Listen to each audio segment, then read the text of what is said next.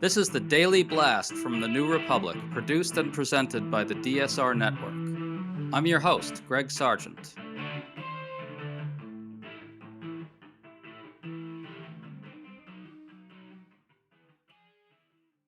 If Donald Trump's speech about Iran this week was supposed to calm Republicans who fear an increasingly brutal midterm cycle, well, it failed. Republicans reportedly reacted to the speech with dismay and panic, privately declaring that it hadn't helped at all and might have made things worse. And indeed, Trump's speech didn't say much of anything at all. In fact, it was really a concession of failure. Trump claimed the Strait of Hormuz will naturally open itself, essentially admitting right out in the open that he didn't anticipate the closure and that he has no idea how to fix it himself. Foreign policy writer and podcaster David Rothkopf has a good new piece arguing that Trump's war has basically put us on a path to all bad options. So we're talking to him about all this today. David, nice to finally have you on, man. It's great. And I so admire what you have built here, Greg. So congratulations on all that. Well, you guys have contributed a little to it, so thank you for that. So, in his speech, Trump claimed that Iran's defenses have been decimated, but that the war will go on for a few more weeks and that we're going to bomb Iran back to the Stone Age, including electricity plants, which means commit more war crimes. And Trump seemed to admit we're not really going after Iran's nuclear material. David, what was your overall takeaway from all that? Well, it was hard to take anything away from it because he'd said all of it many times before. In fact, somebody clearly said to him, "You've got to give a speech to the American people on this. Things aren't going well." And he gave a speech that revealed to us why he hasn't given one. They they still don't have clear objectives. The way things are going don't support any of the multiple objectives they've floated. He doesn't seem to be that interested in outcomes. I think, he likes this kind of Venezuela thing. He goes in, he does one little thing, and then he is able to say he took over a country and he gets a lot of credit. There's a reason people haven't attacked Iran, although we've been adversaries for almost 50 years. And the reason is, of course, this. There's 92 million people there. It's a big country. And when you attack it, it has a lot of options. And so, we are sinking into yet another quagmire, this time because we have a president who doesn't take advice, who has no foresight. Frankly, it's been a fiasco so far, but there are a lot of signs that it could get much worse. Well, I want to get to that. But first, let's check out another key part of the speech in which Trump basically says, we're not going to reopen the Strait of Hormuz. Other countries are going to have to do it. Listen to this. So to those countries that can't get fuel, many of which refuse to get involved in the decapitation of Iran, we had to do it ourselves. I have a suggestion. Number one, buy oil from the United States of America. We have plenty. We have so much. And number two, build up some delayed courage. Should have done it before, should have done it with us, as we asked. Go to the strait and just take it, protect it, use it for yourselves. Iran has been essentially decimated. The hard part is done, so it should be easy. And in any event, when this conflict is over, the strait will open up naturally. It'll just open up naturally. So this is really an admission by Trump that he has no idea how to reopen the strait and that he's basically washing his hands of it. Let's recall that Trump was privately told about this problem and he shrugged it off. I'd say in that context, this admission is even more damning. He basically blurted out that he's not going to do anything about this and that he has no idea what to do about it. Your thoughts? Well, he had said that, earlier in the day. He had said it a couple of times. He was trying to shift the responsibility. You may remember um, former Secretary of State Colin Powell had something he called the Pottery Barn rule, which was if you break it, you own it, right? Trump has a corollary to that, which is I broke it, you fix it. And that's what he's trying to do here. He's trying to say, well, look, you want their oil, go get their oil. It's also an opportunity for him to do something here, which is one of the more dangerous implicit aspects of this whole process. And that is attack our NATO allies, attack NATO. He's really angry that they didn't come in and say, hey, let's go along with your illegal war that has no objectives and is only going to produce global chaos. And so what is he doing now? He's talking publicly, and since the speech, he gave an interview with the Daily Telegraph in which he said he's seriously thinking of pulling out of NATO, which has been one of the foundations of U.S. national security for 80 years. It's been one of the most important successful alliances in history. It's probably one of the most important reasons we did not have World War III. And here he is wanting to pull the plug for it, which is a disaster for us, very bad for Europe, but it's good for one guy. You want to guess who that is?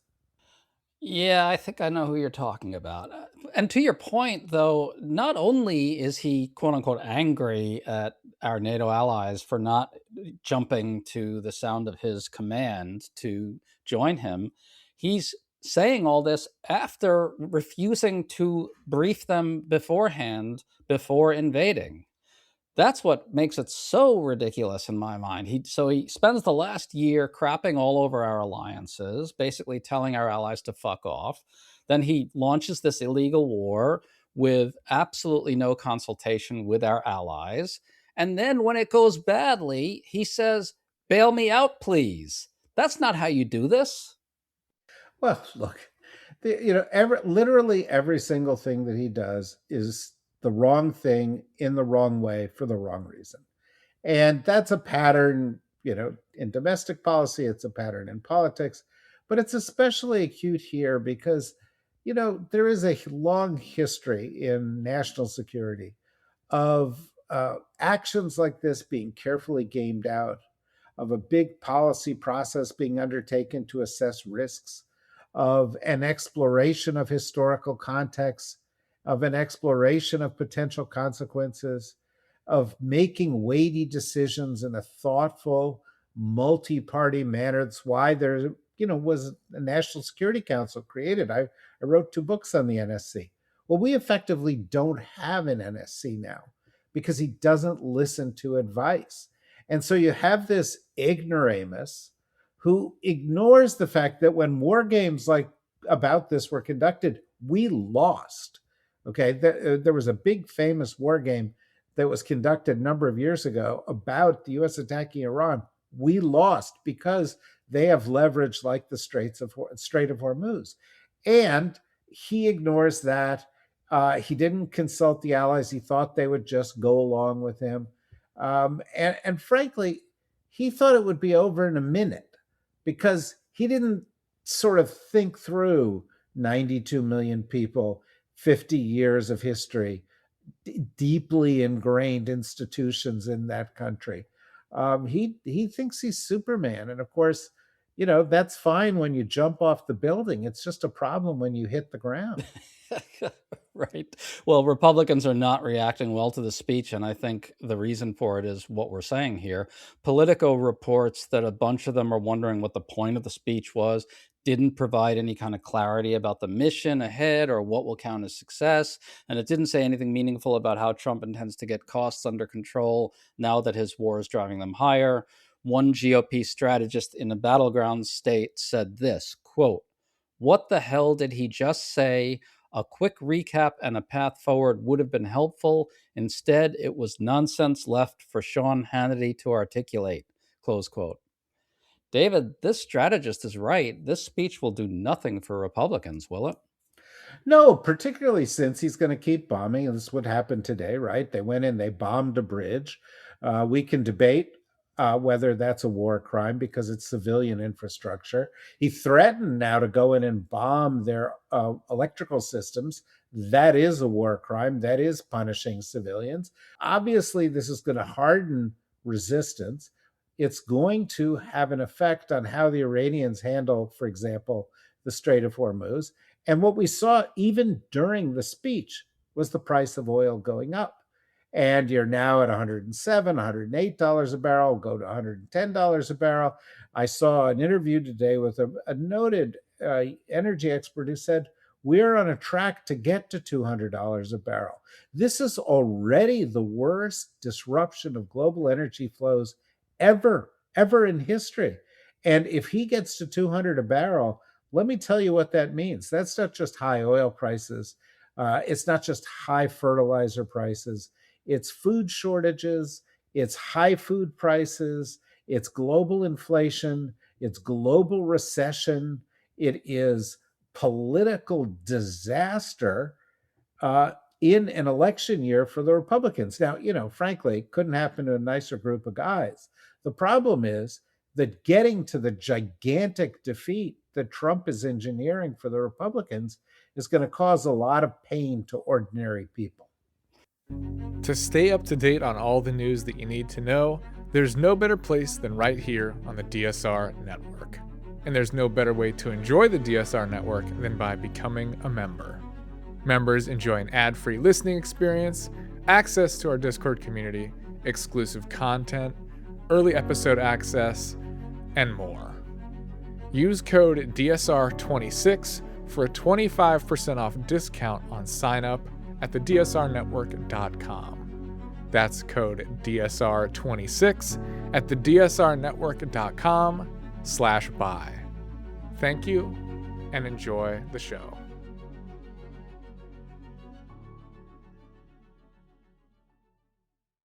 Well, and I think that's why Republicans are so deeply disturbed by what they witnessed there. The Politico report had another interesting nugget. It's that other Republicans privately say they wanted more specifics from Trump on an exit strategy. And that's really telling because it shows that Republicans know that this is a serious problem for them in the midterms, and they're just desperate for Trump to end this thing. But of course, they'll rarely say anything like that publicly. David, I think the key question is this: is there a way out of the war that works politically for Republicans at this point? Can you envision one? No, this is a fiasco for the United States. It's a fiasco for the region. But if anything, it's probably worse for Republicans. If he hit the brakes right now and he said this is over, which he's not going to do for several weeks, the after effects economically would go on for several months. But of course, he no longer controls the outcome here. And it's quite possible that the Iranians could do all sorts of things between now and then to rekindle his ire or to launch terrorist attacks.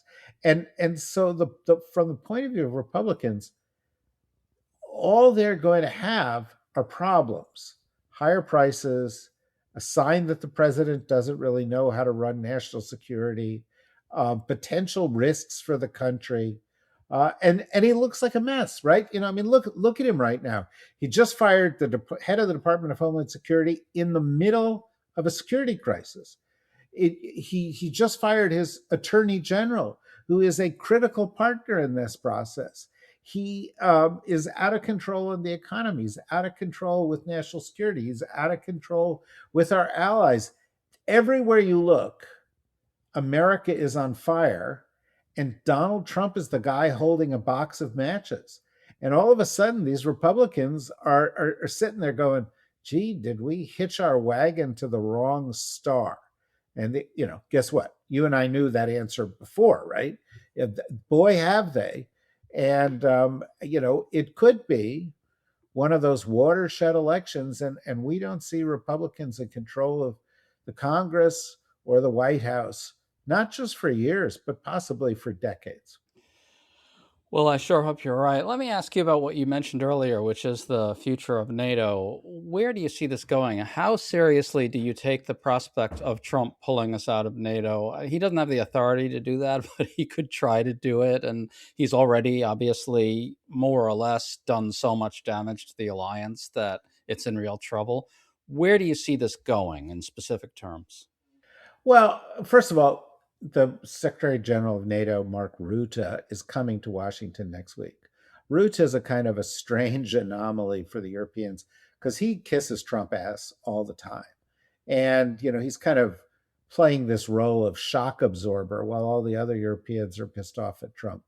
But having said that, um, Trump is not going to get fonder of the UK or France or Germany. Even his friends, the Italians, have said that he can't use their air bases or their airspace or Spain over the course of the next couple of months. And so what's going to happen is he will disengage. He can't get out of the alliance because Congress, recognizing he might try, passed a law that says he can't. And of course, it's a treaty alliance anyway. But what he can do is disengage, reduce funds, be less cooperative. And that's what I'd expect. I would expect the worst relations between the United States and NATO to start right now and extend through whenever Trump leaves office. And at that time, the next president, there are not a lot of things where I think a president can just come in and sort of hit reset. But the next president's going to come in and try to do that.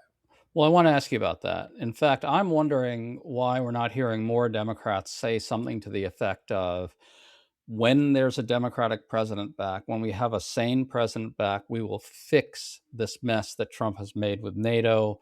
I understand that that's a big lift, but it seems like Democrats should be saying more clearly that there's another world coming, that we don't have to live under President Donald Trump forever. Would you like to hear more of that from Democrats? Well, I'd like to hear more Democrats of what we are going to do to ensure that the United States will lead and be strong in the future. And to be honest with you, a lot of that is not, let's go back and do it the way Biden did it or do it the way Obama did it. What it really means is coming up with new approaches, because it's a new world. The Middle East post this war is broken. It's not going to be the same. Israel is not a dependable ally of the United States anymore. We are going to have to find other partners that are stabilizing. The main competitive force in the region we haven't even mentioned here, but it's China. Look at the cover of The Economist this week. The cover of The Economist is a picture of Xi Jinping saying, "Don't interrupt your enemy while he's hurting himself," right? But it's not just the Middle East. We're going to have to redo what we're doing in Europe. We are obviously going to go into a very different kind of relationship we have with Russia. The United States is going to have to figure out, how do you have a principal rival in the world, China, with whom you are interdependent economically? You can't go back to a Cold War. AI is going to change the nature of warfare, the nature of competition, the nature of jobs, the nature of economic growth. That has to be factored in. And most of all, I want to see a Democrat who comes in and says what George Kennan, the famous foreign policy specialist, said in his long telegram in 1947.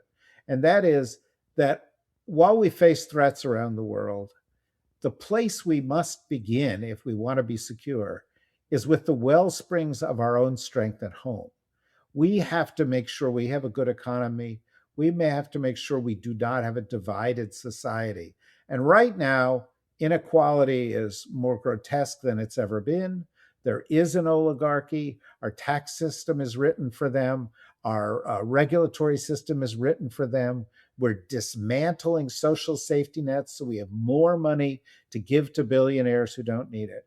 And all of those things may not sound like national security to you, but if they pull the country apart, if they make Americans uncomfortable taking risks, growing new businesses, going to school, investing in the future, if we don't have the dollars for infrastructure, for R&D, to create the economies of tomorrow, then we're going to get weaker and weaker within.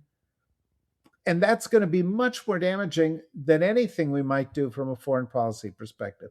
And that's what I want to see a Democrat talk about. How do we make America strong inside out? Well, and of course, Donald Trump is the primary driver of all the forces that are exacerbating all those very things you're talking about. Our society is much more divided thanks to Donald Trump. It's more unequal thanks to Donald Trump. And it's absolutely gutting. It's essentially shooting itself in the foot when it comes to research and development, thanks to Donald Trump and, of course, Elon Musk. Yeah, and and look, Donald Trump is also 79 years old. He's going to be 80. You watch him give that speech. He was mush mouthed. He was confused. He's clearly on his way out. And I think one thing Democrats need to start thinking about is how do they lead in a post Donald Trump environment? How do they formulate messages in a post Donald Trump environment? And this is going to be a lot harder for certain people, how do they move on from the boomer dominated Democratic Party that has very old school attitudes from everything from sort of APAC to what our policies ought to be, towards a sort of a Cold War like continuation that the China hawks now are essentially saying, hey, let's do what we did with Russia with China. It's absurd. In 2028, in the next election, a majority of voters are going to be born since 1990. That means it's going to be millennials and Zoomers who are going to determine our future. And we need generational change atop the Democratic Party. That means Senate Majority Leader Brian Schatz. That means presidential candidates who represent new views. The White House has been a geriatric ward for the past 15 years, right? Or past 12 years.